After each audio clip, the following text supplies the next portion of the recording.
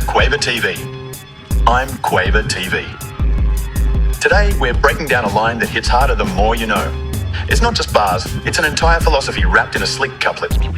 It opens the first track of the first album by one of the most important duos in hip-hop history. But the genius behind it ain't the duo, it's one man. The employees of the year, yeah, we're back to work. We took time off while other rappers got jerked. That's from Strictly Business, 1988. The opening line on the opening song of EPMD's debut album. And right there, before the beat even warms up, Erick Sermon sets the tone, not with hype, not with aggression, with clarity. We're back to work. You'd think they were returning from a hiatus, but this is the debut. That's the confidence, that's the mindset. Erick came into the game like he had already been here, like he already saw the industry, stepped away, and came back smarter than everyone else. And then the second half, while other rappers got jerked. That's a message, that's a warning. That's him telling the world while y'all were getting finessed by shady labels, while you were signing contracts you didn't read, while you were chasing fame and getting nothing in return, I stayed on business. I studied the game.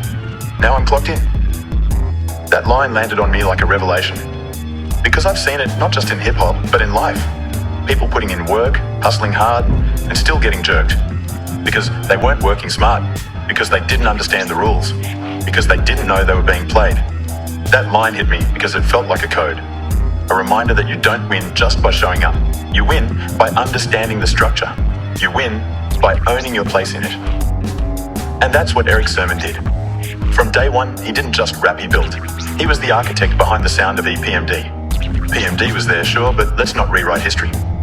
PMD sounded like a knockoff Rakim without the rhythm, the mystery, or the lyrical complexity. He never carried the crew. He never brought innovation. He was background. Erick, he was the genius. His beats were different. Funk-based, dirty, groovy, slow but surgical. He didn't follow the boom-bap blueprint. He bent funk into hip-hop and made it bounce. The stuff he was sampling, Parliament, Zap, the Isley Brothers. And he didn't just loop it, he transformed it.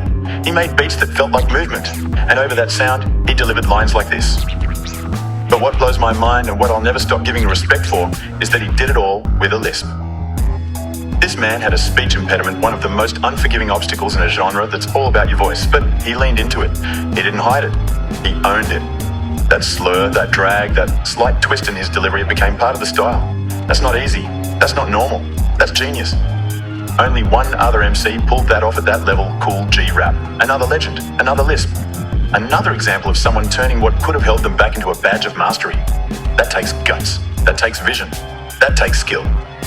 And after Strictly Business, the movement just grew. EPMD brought in the hit squad, Redman, Das EFX, K Solo, DJ Scratch. They weren't just a group, they were an institution. But like all institutions, cracks started to show. By 92, the split happened. There were rumors. PMD's house got robbed. People whispered Erick was involved.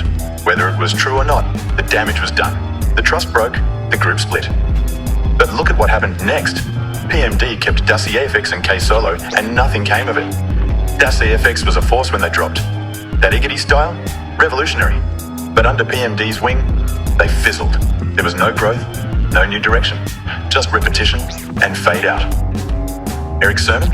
He kept Redman one of the wildest, most lyrical MCs to ever do it, and added Keith Murray, who never gets enough credit.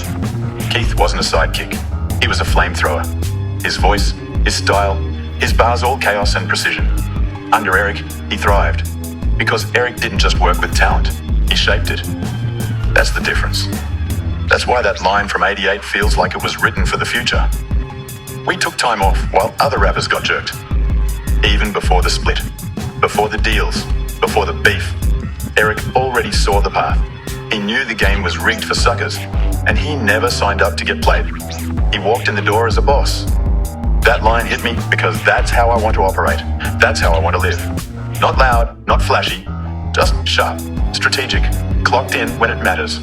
Quiet while others chase attention and get nothing back. That's why it's on Quaver TV. That's why I picked that line. That's why this is genius. Until next time, try and enjoy the daylight.